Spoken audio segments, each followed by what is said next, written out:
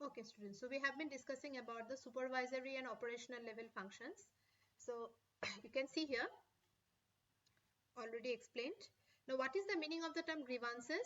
First one you have understood, okay? That implementing the policies and strategies or the decisions and plans which are made by the upper levels, the top level and the middle level. So lower level has to ensure that those are done, executed properly.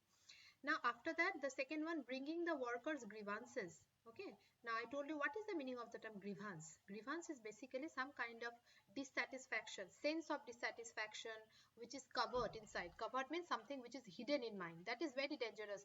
These people can never be productive people when there is dissatisfaction or conflict inside. Okay, those things should be brought out and sorted as early as possible. So these grievances which the workers are having, because workers generally they develop this kind of grievances quite often, because they work in such a level where the work pressure is very high. Physical pressure I'm talking about, mental work is less. Mental work is vested with the top levels only. Physical work they have to perform, and their wages are also quite low, very low as compared to the other levels, because they are at the bottommost layer of the organization. And these people they generally struggle to meet their day-to-day survival needs and requirements of their daily lives. So these people are a little stressed out, and many not very educated also. So this makes people develop this kind of grievances and some kind of conflicts within, a feeling inside that we are doing so much for the organization. We are putting our heart, soul and sweating out all our um, and, our capacities to help the organization earn money, but whereas the actual fruit is being consumed by the managers. So this kind of feelings are quite common. So handling these grievances is very difficult, rather I will say not difficult. Lot of tactics and lot of leadership qualities are needed to handle this kind of people. So lower level managers also try to handle the grievances through proper communication, leadership, motivation, all these things. Okay, then maintaining discipline among the workers, very important. This lower level people, there is a, they can tend to be indisciplined quite often. So maintaining them in a disciplinary frame, or overall discipline at the bottommost level, is also a challenging task and function of the supervisory level managers. Supervising and motivating the workers, keeping them motivated, guiding them.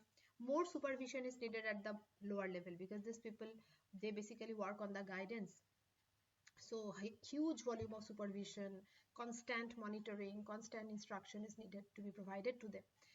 Arranging for a proper safe working condition for the worker, a safe and a hygienic working condition where these people can feel comfortable to work, so in a factory and all.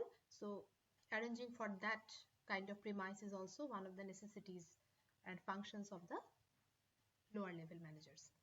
Planning day-to-day work and training the workforce for the execution. Here you can understand, you can follow this word, mark this word, planning.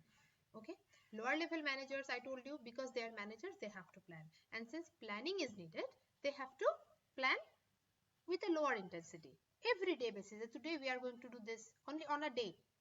The tenure and the time period of planning, or the horizon of planning, is shorter as compared to what has been made by the upper levels.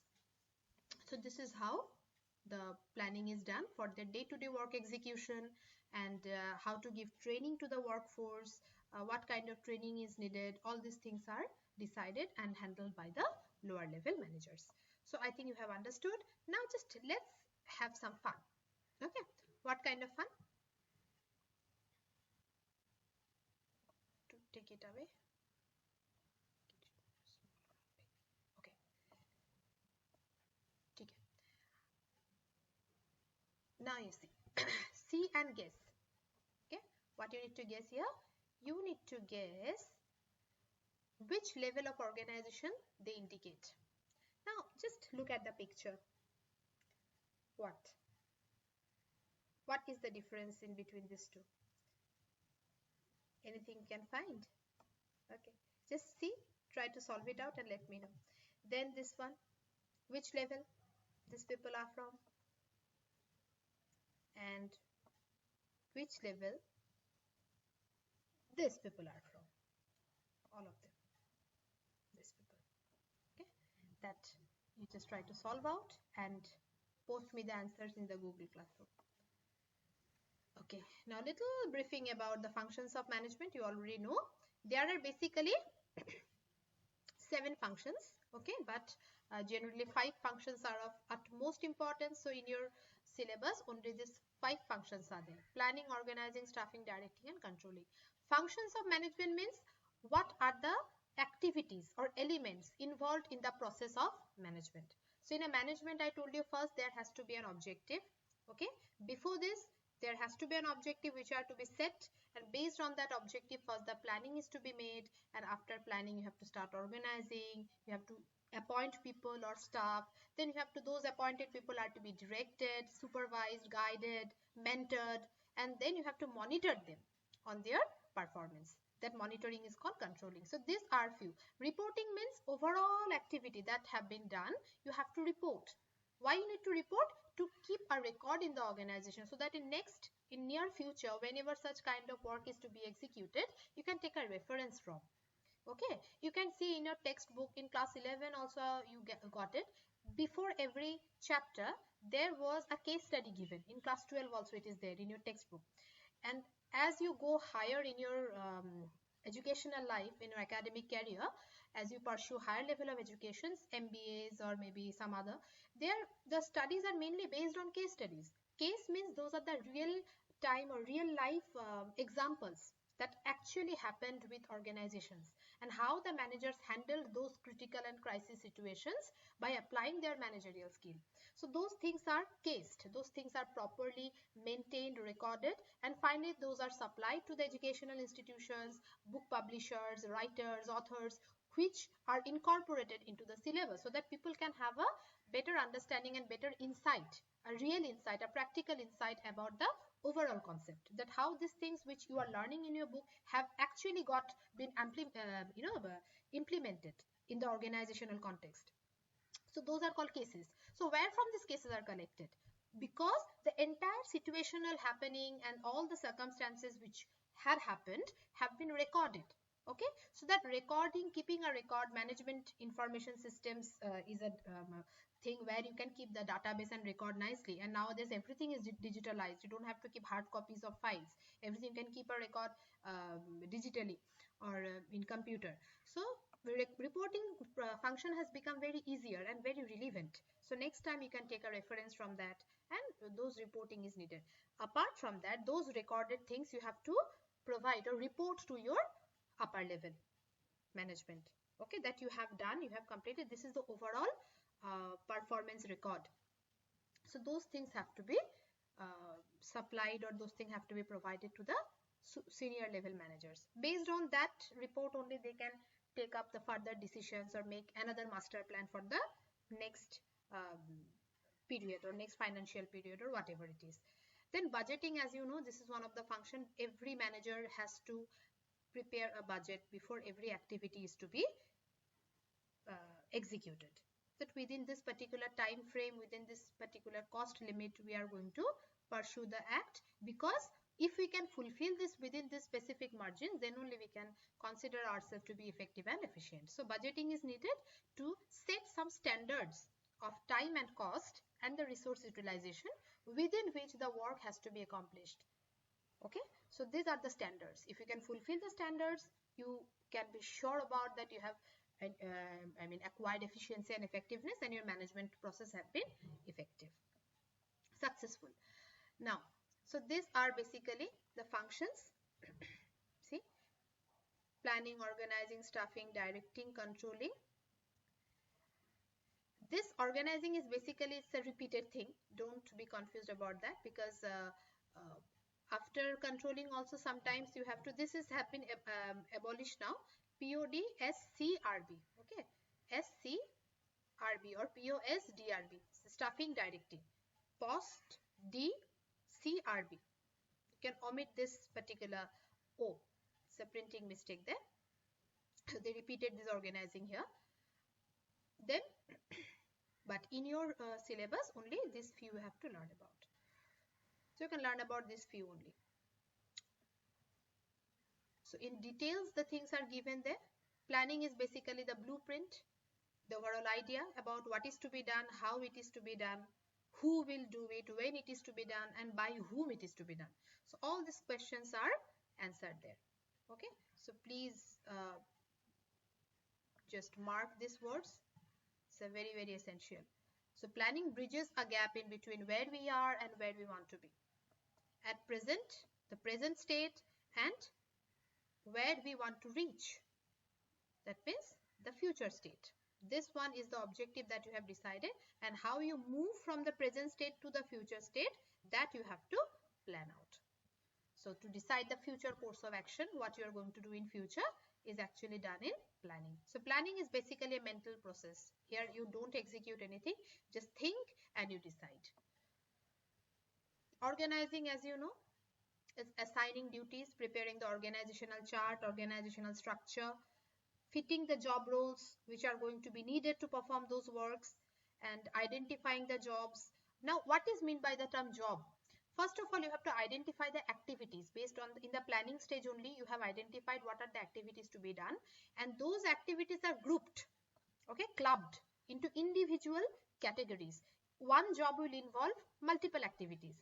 For example, the job of a teacher involves teaching.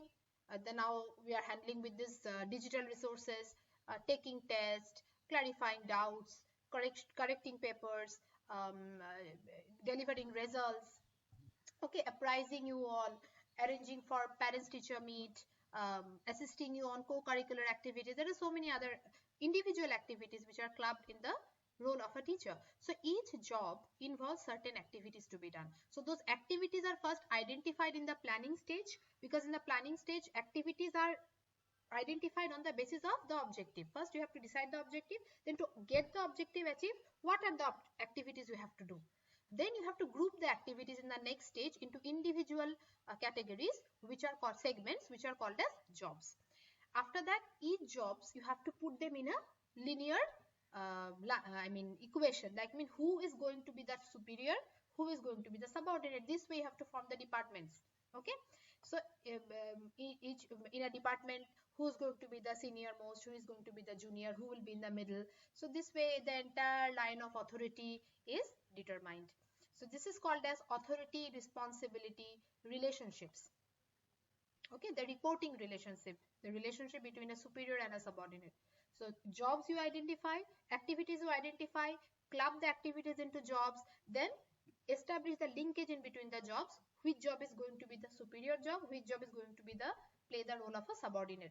This way, when you appoint people, they will know who is going to be the superior, to whom they are going to report, who will be the boss, and the bosses will know who are going to be the subordinate. So this we have to put line. So all these things are done in designing the organization structure. Remember the organization structure, the reverse tree form. This structure is prepared at this stage of organizing. Okay, where the jobs are put and people get a view that who is going to be at the superior position, who is going to be at the subordinating position.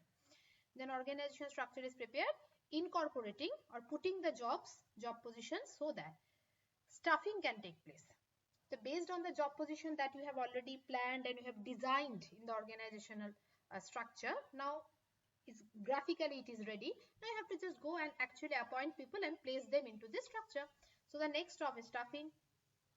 Once the structure is formulated, it is clear about the total number of job positions available, kitna bande chahiye, wo idea ho gaya, and in each level, okay, top, middle, lower, because in the structure everything is clearly decided that in middle level in each department how many people needed, in lower level in each department how many people needed. Already you have clubbed the jobs and put them into the structure. So now you know that accordingly those people you staff, those people you appoint. So accordingly you have to go for staffing. There you have to go for the manpower planning that already has happened in the organizing stage. Manpower planning is nothing but identifying how many jobs are needed, who is going to be the superior, who is going to be the subordinate. That you have already done in the phase of organizing while preparing the organization structure. So ye ho gaya kam. Next, accordingly you have to go for in staffing. Actually these are the works to be done. Ye basically ye काम है, ये भी नहीं है, यहाँ तक है, ठीक है. This is actually the main function of staffing. ये organizing और ये आ जाएगा directing. Understood? Why it is called organizing? Because If this is staffing, the before staffing you get organizing, after staffing you get directing. So in a sequentially these are the steps. Understood? So these are the main role or main job, functions in the staffing process. So recruitment, according to the manpower planning you have done, then only you can recruit. So before manpower planning you cannot recruit. So planning is needed. So planning for the manpower, manpower means people, personnel, human resource, that you have already done in the organizing stage. You have to go for the next stage, that is staffing, that will start from recruitment. Okay, so we'll start writing from the manpower planning only, and then recruitment, getting people on board, taking interviews, recruitment test, and after that selecting them, who is going to be the best fitted ones for those identified jobs, and then placing them. After selecting them, you have to give them a placement, that appointment letter, from tomorrow, from day after, from next month, next week, you come and please take your charge in that particular position. That's called placement. You are placing the right person at the right job. Then orientation. When the person comes, you have to get the person habituated, familiarized with the system of the organization, make people know about each other, who is going to be the superior, kisko report karega, all these things, who are going to be the colleagues in the same department. All these things have to be made familiarized to the person so that he feel comfortable being in the organization from the very first day. That is called orientation. You also had undergone an orientation, I don't know, maybe immediately after you joined. Every year we had, this year we had or not, I don't know, I forgot. So whatever it is, this is orientation. In class only we did this time. I think you remember the first day all the teachers we went and we oriented you with the process, the books, the syllabus, the system, the school, everything. So orientation is needed to any newcomer whenever somebody steps inside a new organization. Okay, so after a person is placed, freshly appointed, that person is required to be oriented. So actual staffing ends here, starting from taking a person till the person is got familiarized with the entire system. Then you have to give the person instruction, training, supervision, so that the person can start working. So this instruction, training, supervision, all are part of directing only. So before planning, organizing happens. After planning, directing happens. Sorry, what I'm saying, my dear. Before staffing, organizing happens. This is organizing. And after staffing, directing happen. So organizing, staffing, directing. You get an idea? Okay. So next is basically what is the job of staffing? This line is very important. Please mark it. Getting the right person at the right job at the right time. Whenever that person is needed in the organization, at that time only the person should be there. It should not happen that in the absence of the person, the work is not done. So right person should be appointed at the right time in the right job. If I am a management person, so I should be placed as a management teacher only. I cannot teach chemistry. Neither the chemistry teacher can teach management. So this is the placing the right person at the right job. Why I am the right person? Because I am good in that particular area where I am being placed. So that is the job of staffing. That is the objective of staffing. Right person, right job, right time. Acha, next is directing. Already you have an idea. Directing is nothing but instructing, guiding, mentoring, training, communicating, leading, influencing, motivating the subordinates by a manager. Each subordinate needs to get this kind of services or this kind of guiding elements from the superior. Superior needs to give instruction, ye karo, wo karo, okay, guide karna, that how to do, mentoring, whether they're doing it right or not, giving them training, communicating things as per it is needed, leading them as a leader, influencing and motivating them with proper words, actions, so that they feel influenced, persuaded, motivated to do the work. All these are the elements involved in the process of directing. Then comes controlling. It refers to monitoring the organizational activities. Whatever things you have directed, instructed, whether those things are performed according to the standards or decisions that you have taken in the planning stage, aisa karna hai, actually whether it is being done or not in that way, that has to be tracked. And if that tracking is done and you find there is no gap, everything is going on in a absolutely that way what you have decided as per the norms and standards, then you find your work has been done excellently executed. If you find, but generally there will be a gap, there will be a deviation, because the reality. So if the deviation is there, you have to take a rectification plan, you have to get it rectified. So after controlling, then comes reporting. I already explained what is reporting, and budgeting also you know. So these are the functions of the different levels of management. Next topic is coordination. Already you have an idea. Please go through, and any doubt let me know. Okay. Top management is more involved in the task of planning and strategizing. Planning करना दिमाग का काम ज़्यादा है top management का, and lower management is basically involved in supervising, because non-managerial people, they need to be constantly guided. They are very raw. I told you. The more educated a person is, the less guidance a person will need. The less educated the person is, more guidance, supervision the person will need to do the work. So lower level management has to constantly supervise and direct the non-managerial level people, because they are not neither very educated nor very experienced. So supervision and constant direction is involved in the lower level. Planning is mostly involved at the top level of management, and non-managerial level people are basically involved in execution. सिर्फ काम करना है, the way they are being supervised. I guess you have understood. All the best. Study well. I think we are done with the first lesson. Go through all the chapters. Go through all the points and topics, and let me know wherever there is a doubt. If there is something which is left out, I'll take another session and I'll wind it up. Okay. Okay. Study well. Take care. Thank you.